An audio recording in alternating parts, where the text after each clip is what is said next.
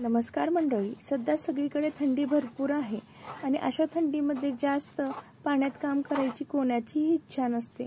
मग अशा वेळी आपण स्वयंपाकाला झटपट असा पटकन होणारा चविष्ट पावटा भात बनवू शकतो, जो घरातल्या सगळ्यांना आवडेल आणि तुमचं काम पटकन होऊन जाईल।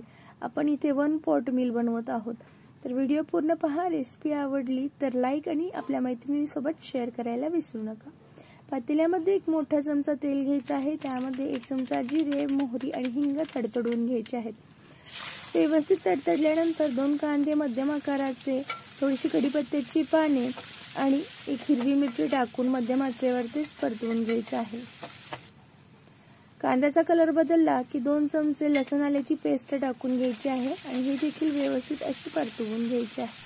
आता 2 टोमॅटो बारीक चिरून टाकायचे आहेत। अर्धी वाटी पावटा वरणा जे म्हणतात ते टाकून घ्यायचे आहेत आणि काही पावडर मसाले, ज्यामध्ये 1 चमचा धना पावडर, 1 चमचा जिरा पावडर, 1 चमचा हळद, 1 चमचा काश्मीरी लाल तिखट, 1 चमचा गरम मसाला पावडर आणि 2 चमचे घाटी कांदा लसूण चटणी टाकून घेतलेली आहे।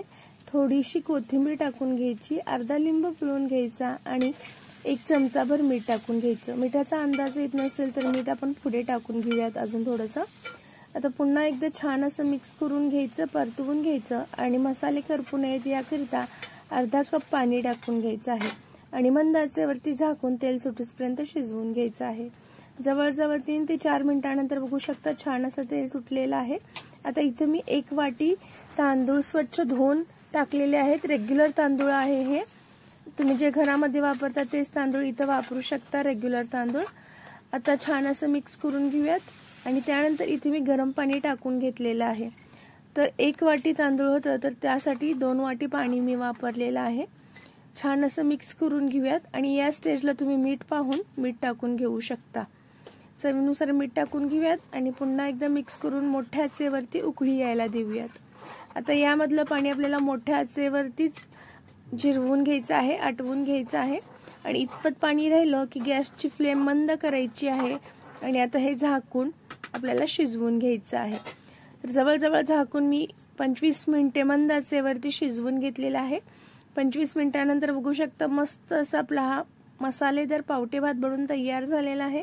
अजून थोडीशी वरून कोथिंबीर टाकून घेऊयात।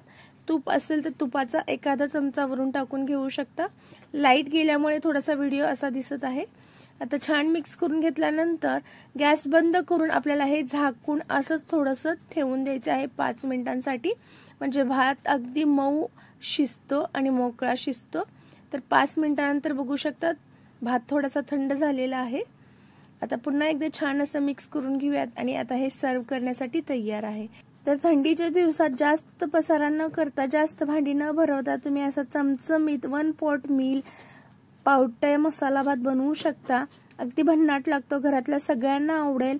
रेसिपी कशी वाटली कमेंट्समध्ये नक्कीच सांगा। रेसिपी आवडली असेल तर व्हिडिओला लाईक करा, शेअर करा आपल्या गरजू मैत्रिणींसोबत आणि चॅनलवरती नवीन असाल तर चॅनलला नक्कीच सबस्क्राईब करा। पुन्हा भेटूया असंच रेसिपी सोबत। धन्यवाद।